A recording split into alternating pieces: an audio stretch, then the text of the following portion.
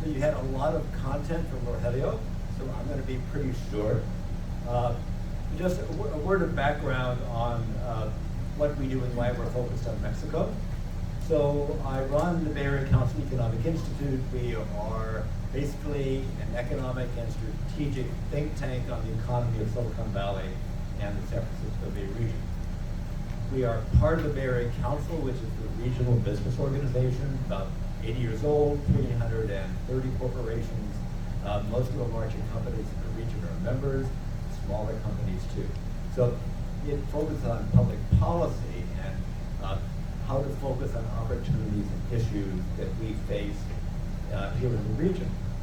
And one of the things our institute does for the council and our partners is we produce these analyses on global economies, our most important and most dynamic and our potentially fastest growing economic partners around the world, and how do we connect to them, and how is each one unique, what distinctive opportunity does each economy offer for us as a two-way bridge. So what does that bridge look like? And of course it's so relevant for us here in the Valley because we are the world's premier global innovation platform. There's others out there, but hands down, this is the first place the world comes to connect around entrepreneurship and venture capital, technology, and innovation collectively. So our conversation with so many countries is around technology and innovation. I grew up in the border in San Diego and spent a lot of time in Mexico. And a few years ago, I knew something was going on and that there wasn't really a full appreciation of what was happening in Mexico today. And the fact is, I think a lot of people in the public would read the press, say, well, what comes to mind when you think Mexico? They would say, oh, gee, border issues, undocumented aliens, border walls, maybe it's security, all those things. We said, no. Those are all topics, they're all issues, but there's a lot more going on in Mexico than that. The Silicon Valley in particular should be interested in. And so we need to articulate that. We need to provide that data and the ideas to say, no, this really is a phenomenal partnership just waiting to happen. So the report that David mentioned was something we did just a couple years ago, and we started to look at innovation in Mexico. What's happening in Mexico? Is anything happening? And we first looked at the national level, and to tell the truth, the last few years have not really been great at the national level. AMLO's government has not put a high priority on foreign investment or entrepreneurship or innovation. They have other priorities. Maybe the only major national government in the world that does not have a major priority on these issues. However, we started to look around and say, well, what else is going on? And then the story that came out of that was really, really dynamic, because it turned out that the action in Mexico was in a certain number of states and a certain number of cities. And in that sense, it's not like unlike other places in the world. Innovation isn't evenly spread across the U.S. It's in a number of major cities around the country, including the one we're in now. You go to India, you go to anywhere else, it's not everywhere. There's a certain cluster of cities and states and provinces that really aggregate this dynamic kind of technology, innovation, and entrepreneurial activity. So we looked around Mexico and said, here are like maybe 5 or 6 major places where the action is happening. So obviously Mexico City is so huge, the educational infrastructure is so huge, the governmental presence, so a massive amount of investment goes from the U.S. into Mexico City. Guadalajara and Jalisco. That's right now the principal base for Silicon Valley technology companies in Mexico. Companies like Oracle and HP and Intel do world-class leadership. One of Intel's major global R&D centers, connected to others all around the globe, is there, and we find lots of Silicon Valley tech companies there. Only about a 3.5-hour flight. But then it becomes less well known when you get beyond Guadalajara. So we looked at the border area, and of course that really becomes fascinating because it turns out, of course, a tremendous amount of entrepreneurial action, innovative industries, deep educational foundation in Nuevo León, in Monterrey, a lot of creative activity going on in Chihuahua and Sonora and our neighbor here in Baja California. Also looking deeper into Mexico, a lot of really interesting things happening in central Mexico and El Bajío, especially in the automotive sector, and actually some really interesting things going on around creative industries in Yucatan and Mérida.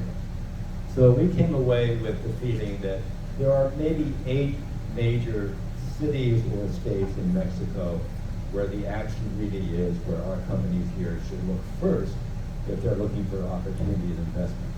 And what underlines that, and I think, I can never remember numbers very well, so I have to have a look at this.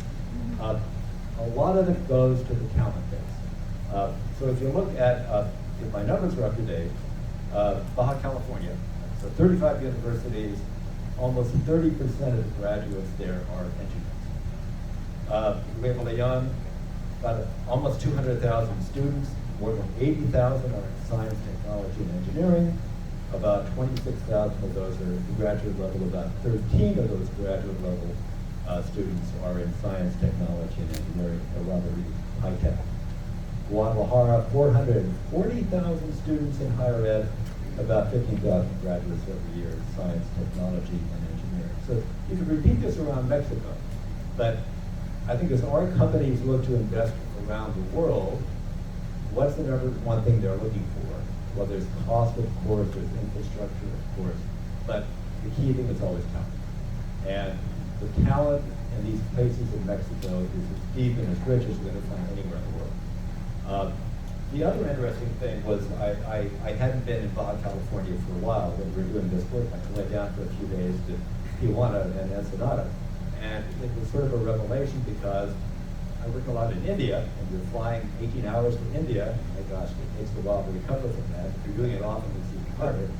And so I could get on a plane at SFO at like 8 in the morning, be in San Diego before 10, maybe 9:30, be across the border in Tijuana, maybe 10 to 10:30, and be in a meeting. And if you wanted to fly home the same day, you could fly home. So that's a lot different than an 18-hour flight to India, or to China, or anywhere else. And the ability to go back and forth and to manage teams. And then you keep coming back to this really deep base of talent and engineering talent that's probably as good as you're going to find it anywhere in the world. So I think that's where we want to focus our efforts, and we would really encourage people to think about these places in Mexico. It's not all of Mexico, but this is really where we think the action is going to be at. There are a couple of, there's gaps, of course. So one big gap is in the amount of venture capital available from here. Rogelio does a fantastic job creating a lot of the industry in Mexico. Like a lot of places, Mexico could use more funding, and Silicon Valley is still the #1 place in the world for this. But I think our venture firms have not really discovered Mexico yet. A few have. But I think there's a lot of opportunity, especially with more remote work done. And our increased willingness of venture capitalists here to invest in companies that are not located here. They're often content to actually, these days, since the pandemic, find a company in another country, invest in them, and they'll get to know each other. But I think it's a lot easier to focus outside the U.S. now than it was. So I think the opportunity for venture firms from here to look more deeply into Mexico is really important. And then the manufacturing side is, of course, extremely important. And I think Mexico as a whole has done extremely well in developing a strong advanced manufacturing base, very high quality manufacturing, incremental improvements continuously, probably as good as anywhere in the world. I think the missing part that's the opportunity is around R&D. The ability to add more value added, do more in R&D in Mexico to grow the activity and the quality of the manufacturing in Mexico is even faster than it is, and that's where our tech companies come in. If more of our tech companies can find the opportunities to invest in Mexico, not just in the manufacturing, but in the R&D associated with manufacturing, I think that grows the pie bigger for everyone. So it's an opportunity really for both sides. And that's about it. We'll come back and talk about nearshoring a little bit later. David? Gracias.